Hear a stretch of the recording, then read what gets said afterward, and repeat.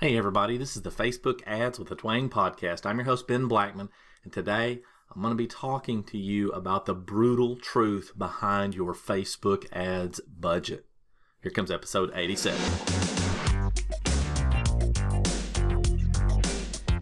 Facebook Ads with the Twang is dedicated to taking the often overcomplicated process of creating simple, successful Facebook ads, breaking them down step by step in less than 10 minutes at a time. Let's get started.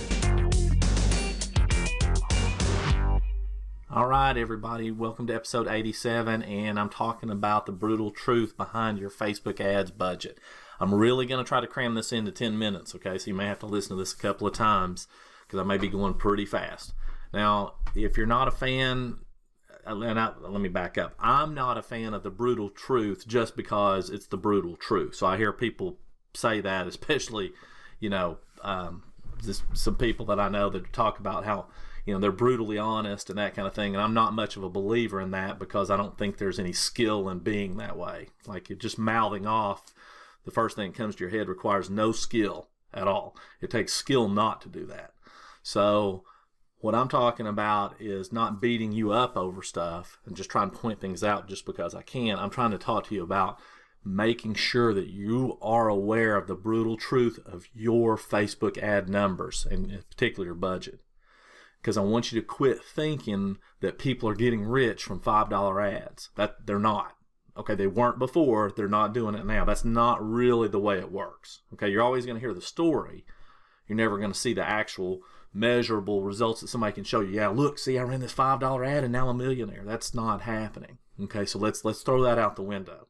Okay, let's be real. Okay, if you don't have a reasonable size budget, then sweat equity is your ticket. And what I mean by that is that if you don't have the money to do it or you can't invest, that's okay, right? You can use sweat equity, meaning you can use organic, hustle to get to where you want to be, right? That's okay. We're all paying for it one way or another. We're either hustling more or we're paying more in dollars.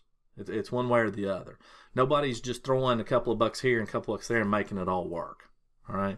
Now, if you do just throw a couple of bucks here, a couple of bucks there, that's okay, but just realize how long it's going to take. It's not going to happen quickly. It's going to happen over months or years or whatever. So you pay for marketing one way or another. Now, the funny thing about that is, I was reading the book Shoe Dogs, which is by Phil Knight, the guy that started Nike and everything. And ironically, he didn't really believe in marketing. He believed, at least back then, this was after Nike had really kind of started to take on a life of its own and really was working. But he really believed that effective sales came from referrals, word of mouth. And that's true, and it does. We all know that it does, okay? But he didn't think marketing really helped things. And then came Michael Jordan, okay? And so with the advent of Air Jordans and doing all that, he really became, I think he didn't say this, but I think he became a believer because it really started taking off. And there was some stuff just before that. But marketing works. All right, it just does. But you have to be consistent and you have to be persistent. And I think I talk about that a lot. So Facebook ads in and of themselves work best in combination with other stuff. All right, so it's not, and when I'm talking about other stuff, I mean other organic stuff. So it's not just about running a bunch of ads and everything working. You can do that with certain things, okay? If you're in a service-based business, it's hard to do that. If you're doing e-commerce or something like that, you can do that, all right? Provided you're willing to test fast and spend the money to get it done, all right? But for most people, you're going to want to do both organic posting and organic searches for your ideal clients and run Facebook ads at the same time, because what will happen is some of it's not measurable, right? Some of the results aren't actually measurable in terms of, hey, I know this client came from this ad, right? So what happens is you did an awesome post, somebody shared it, somebody saw it, then they saw an ad, but they didn't respond to that ad, then they saw you later and they clicked on that and they came to you. So the ad was part of the equation, you just don't know that, right? And so a lot of it's anecdotal. Now, anybody that knows me knows I like to be able to measure. Sometimes you just can't, right? But what you will start to see is that your numbers will start to go up when you combine forces of both ads and organic. That'll just happen. All right. I put this in my notes just to kind of remind you guys, if you're thinking about 50-cent leads, if that's your goal and that kind of things, it's a bunch of BS, man. You can get leads for nothing if you want, but you don't know what the quality of those kind of leads usually are, and they're usually not much, right? So I hear people saying that stuff, and I see that stuff all the time. Just realize that there's way more to that story. I just don't want you to get caught up in thinking that that's what we're talking about here. Be okay with paying as much for a lead as you possibly can to make it all work, not as little as you possibly can. All right. So don't compare your cost per lead to somebody else, because it's usually not a good idea. So that's what happens in these groups, right? So, I got, I'll never forget, I saw a post by somebody who had, I forgot how many, some outrageous number, like, 10,000 people registered for their webinar at, like under $1 a piece.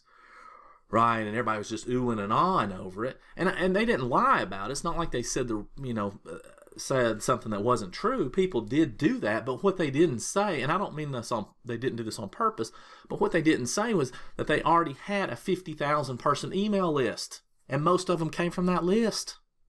Right, so they just averaged it all together, what they spent and versus how many registered, not specifically how many registered from the ads. So you have to understand that there's almost always more to the story and not get caught up in that. Okay, it's usually not the way we think it is. The other things that it could be are like it's maybe they're not in the same market, so you don't want to compare that. Maybe they're not at the same starting point. That person had 50,000 people on their email list. If you only got 200, well, you're not at the same starting point. So how can you compare that? And there's just too many other variables. So let that go, right? Establish your own, forge your own path on this. A lot of people that come to me, they're really desperate to know how much to spend. Like there's this magical number. If they just knew how much to spend, then they could then it would all work. Well, it doesn't exactly work that way, and that's what we call drama. Okay, you've got to remove drama from your budget. Your budget, you're spending on Facebook ads is about the numbers. Okay, there's no drama to it. It's factual. It just is what it is, right? Remember that when you're buying ads, you're buying data. Okay, that's what you're doing. When you pay to have an ad, you didn't lose any money because you gathered some data there. Now, it may have been crappy data, not the data that you wanted, but you definitely got some data there, right? So you found out, is your offer any good, right? You found that out. You found out, do people really even want it? Is your ad any good? Is your sales page good? I mean, you found out those kind of things. So here's what's a really good thing to do. You want to sit down and look at your own finances that you're going to be putting, whether this is from your company, personally, whatever it is, and how much money every month can you set aside for marketing? Is it 10%, 20%? What's the number? You got to have a number. It can't just be arbitrary. You can't just say, well, I can spend $500 this month, but that's it. I can't. That's going to make a tough thing. That's a lot of pressure to put on yourself to try to make something work. Okay, so you want to have a set number. Then you want to create a bank account just for that budget. It's untouchable. You start putting money in it every month. Okay, it's just like a bill. You put money in it, and that's what it's for, nothing else. Okay, marketing is that important. Now you got to determine what's the maximum you're willing to pay per sale. Right? Every time somebody buys from you, what's the maximum you're willing to pay to get them to buy from you? $1, $100, $1,000, $10,000? What's the number? You define the number. You don't look to your neighbor. You're not cheating off your neighbor's paper and saying, well, what are they willing to pay? It doesn't matter. What are you willing to pay to get one person? What makes it worth it for you? You have to define that. You've got to be willing, and then this is the catch right here. Then once you start running ads, you've got to be willing to spend up to 5 times that number to get one sale, because you're trying to prove that you can get the sale, period. All right. If you can't get the sale at 5 times that number, so if your number's 100, you've got to be willing to spend $500 to get one sale. Okay, even that means you're going negative. All right, because once you get there, then you can start tweaking and get it to where you want. So if you're willing to spend $1, but you spent $5, so you lost $4, that's okay, right? You can still tweak that. Everybody wants 10-to-1 returns or 50-to-1 returns, and we all hear about that. But if you get a 2-to-1 return, you have got a winner. in most cases. All right, it kind of depends on what you're selling, but for most people, that's what it is. So can you make it work with, then you're going to find out, can you make it work with only one offer, an upfront offer? Okay, or do you need to have a back-end offer and with an upsell to make it work, right?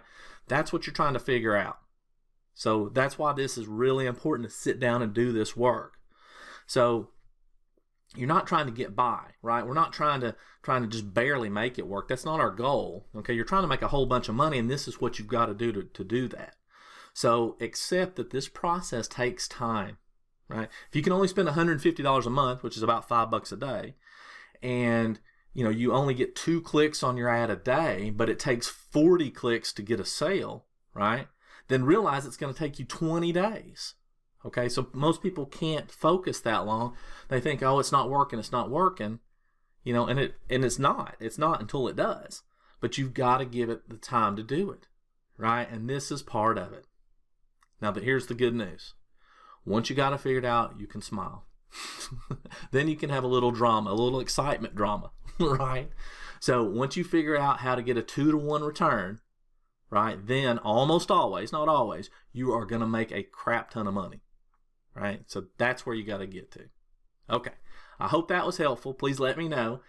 Talk about this kind of stuff over at Marketing with the Twang. So come see me at marketingwiththetwang.com and get signed up for my membership. I'd love to see you over there. In the meantime, I will see you guys on episode 88. Talk to you then. Hey, if you enjoy this podcast, then you have to check out Marketing with the Twang. It's my monthly membership where we take all the material from this podcast, combine it with finding and creating the perfect funnel that will attract your dream clients. Then we take it to the next level by using multiple marketing methods way beyond Facebook. Check it out at marketingwiththetwang.com.